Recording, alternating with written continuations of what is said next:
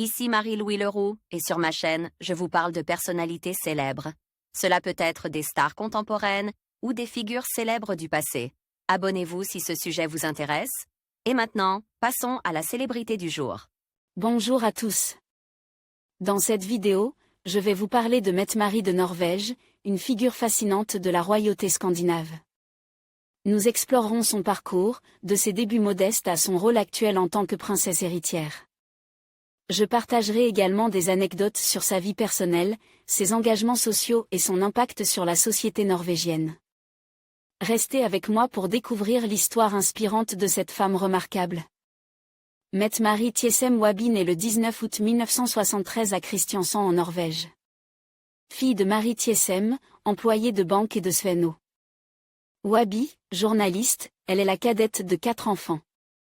Adolescente, durant ses études au lycée, Mette-Marie passe une année en Australie dans le cadre d'un échange scolaire. Puis après le divorce de ses parents, la jeune fille, inscrite à l'université, doit travailler pour financer ses études. Fêtarde, la jeune fille qui opte pour un look grunge, fréquente le milieu de la nuit. Après plusieurs aventures malheureuses, elle s'installe à Oslo et décide de changer de vie.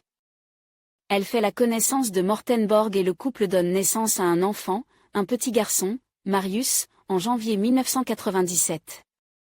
Mais leur histoire tourne court et Mette-Marie élève seule son fils. En juillet 1999, Mette-Marie fait une rencontre qui va bouleverser son existence. Elle assiste à un festival de musique, le Car Festival de Kristiansand, durant lequel elle croise le prince Haakon de Norvège.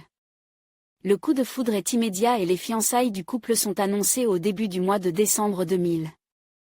Le couple endure alors une période quelque peu hostile, et doit convaincre une opinion publique réticente à l'idée de voir son prince épouser une roturière et mère célibataire.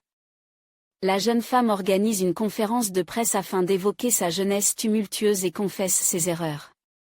Le 25 août 2001, Haakon de Norvège et Mette-Marie célèbrent leur union à la cathédrale d'Oslo.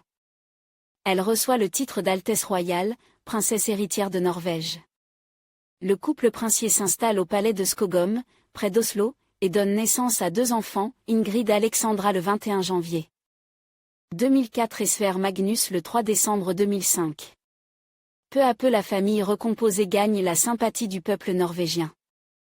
La princesse s'investit dans de nombreuses actions humanitaires et en 2006, elle est nommée représentante spéciale de l'UNAID, programme HIV-Sida des Nations Unies. Son engagement lui a permis de renverser l'opinion publique, elle est devenue l'un des membres de la famille royale les plus appréciés. Le 24 octobre 2018, le palais royal norvégien publie un communiqué pour annoncer que la princesse souffre d'une maladie chronique, une fibrose pulmonaire. Le 11 octobre 2024, un communiqué de presse du palais annonce la reprise de son traitement contre sa fibrose pulmonaire chronique. En conclusion, Mette-Marie de Norvège incarne une figure moderne et engagée au sein de la royauté. Son parcours, marqué par des défis personnels et un profond engagement social, témoigne de sa détermination à faire une différence. En tant que membre de la famille royale, elle continue d'inspirer par son authenticité et sa passion pour des causes importantes. Nous espérons que cette vidéo vous a permis de mieux comprendre son rôle et son impact en Norvège et au-delà. Merci de nous avoir suivis.